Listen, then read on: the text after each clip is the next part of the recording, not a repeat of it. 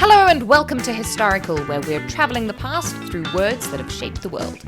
Today, we're going back to ancient Asia, to words that launched one of the greatest and most brutal regimes of all time.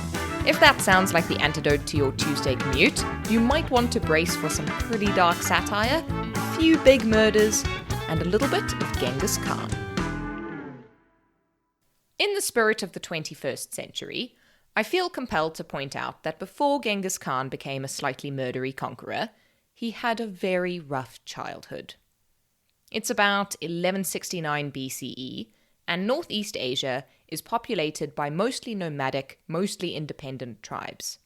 Many of the leaders try to make temporary alliances by marrying their children off into other groups, which has the added bonus of them becoming someone else's problem. Also, they very sneakily set the marrying age at 12, which means they get to ship their kids off before they start listening to punk rock, slamming doors, and communicating in monosyllables.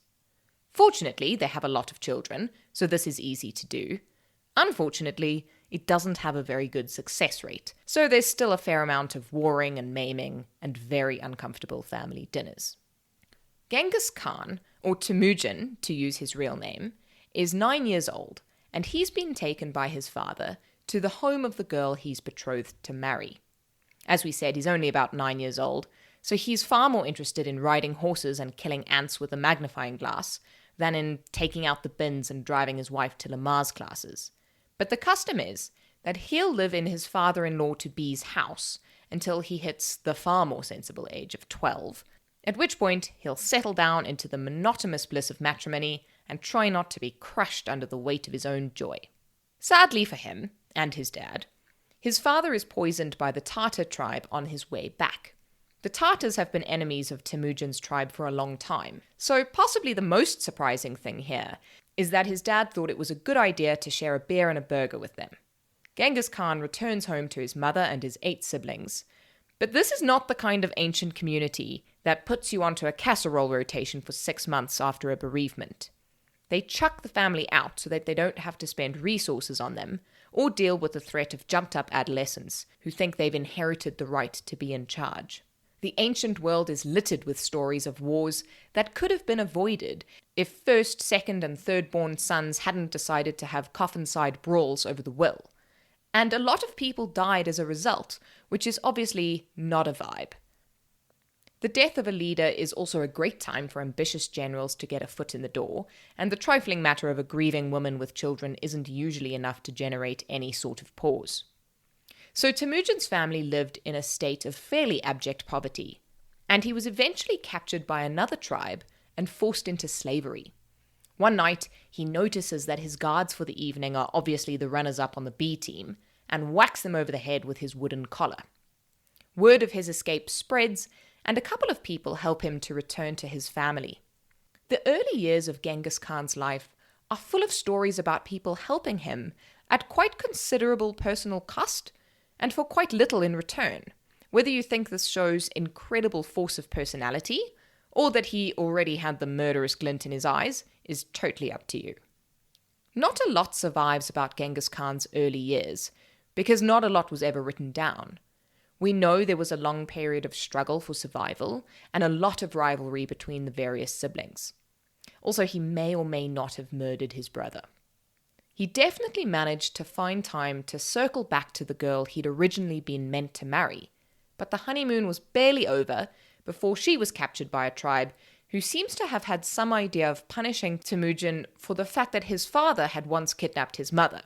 That's Temüjin's mother, not his father's mother, although the ancient world of revenge dramas is a lot like season 14 of Grey's Anatomy, so anything is possible. Temüjin is understandably quite upset about this and manages to raise a lot of support from other tribal leaders to get her back. He also trades a sable skin for an army of a reported 20,000 men, which probably helps. I don't know how big the sable skin was, but no record survives of how the 20,000 men felt they had fared in this deal. Temüjin did pretty well out of it, though. Firstly, he got his wife back, which was nice for him and probably even better for her. Secondly, this victory gave him the power and respect he needed to start really consolidating his power, which famously came in pretty handy when he woke up one day, stretched, scratched, and decided to take over the world. By 1206, Temüjin had succeeded in uniting the Mongolian tribes into one nation. And by uniting, obviously, we mean threatening, maiming, and murdering the Mongolian tribes into one nation. There's a whole ethical thing here to be unpacked by another podcaster, but that aside, it was quite the political feat. These tribes had been warring amongst themselves for generations, and under his rule they were, for the first time, a single political force. Whether they were happy about it is another matter entirely. This is when Temüjin is given the title of Genghis Khan. The chieftains all get together for a ceremony and a toot, and they make a very nice speech just to prove they aren't cross. "We will make you Khan," they say. "You shall ride at our head against our foes. We will throw ourselves like lightning on your enemies. We will bring you their finest women and girls, their rich tents like palaces." They then go on to name him Genghis Khan, or the universal ruler. Unfortunately, he seems to have taken this to heart. Over the course of his career as one of the most terrifying conquerors in history, he expanded the Mongolian Empire to the formidable size of 13,500,000 kilometers squared. To put that into perspective, because most of us find it hard to visualize the size of even our own bedrooms when we're trying to buy a cabinet, that's about a third of Asia, and more than double the size of the empire of Alexander the Great. That's a lot of lawn to mow on a Sunday, which might explain why he mysteriously dropped dead in 1227. He also, and I cannot emphasize this enough, he also killed a lot of people. The conservative bookies, only counting civilians and giving Genghis Khan a free pass for anyone who died of famine and plague under his stewardship, start the numbers at about 4 million. The more daring have been known to offer odds on figures as high as 60 million. If that was in grains of rice, with 1 million grains weighing about 25 kilograms, you'd seriously need to consider limiting your carb intake. Genghis Khan didn't always murder everyone everywhere. He liked to redistribute survivors and surrenderers and slaves so that their chances of forming rebellious after-hours protest groups would be limited. This still resulted in widespread depopulation and death, by the way, so in no way are we saying that this is a guy you should bring home to meet your granny.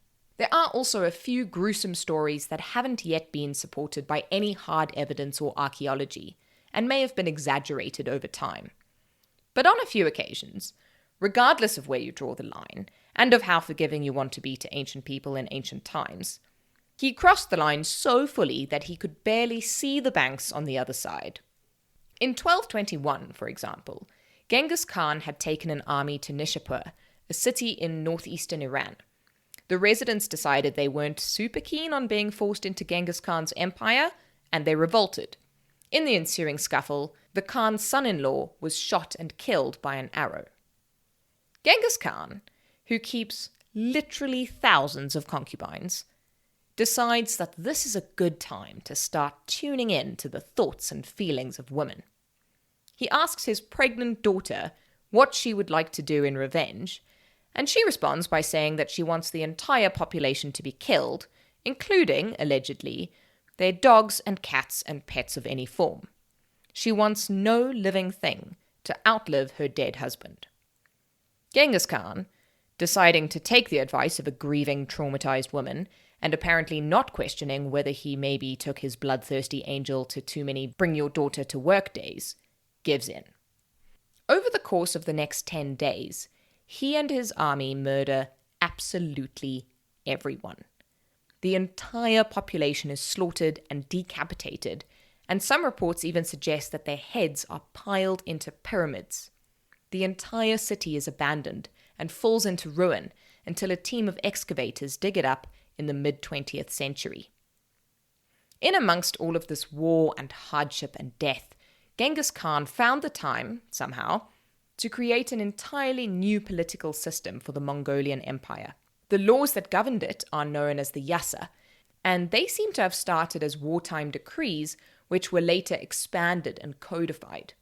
Genghis Khan, brilliantly, never made any of them public, which meant he could change them at the drop of a hat. Genius. They're a fascinating study, even though no original copies have ever been found. And some of the laws to us seem really weird and bizarre. But those will have to be words for another day. Thank you for joining this episode of Historical. If you enjoyed yourself, please head over to your streaming platform of choice, subscribe so that you never miss another episode, and leave us a rating and review so that we can continue to tell cool stories. You can also come and find us on Instagram and Twitter at historical_podcast, and join the Facebook group, which is an excellent place to tell us which words you'd like to hear next. Join us again for more words that shape the world every Tuesday.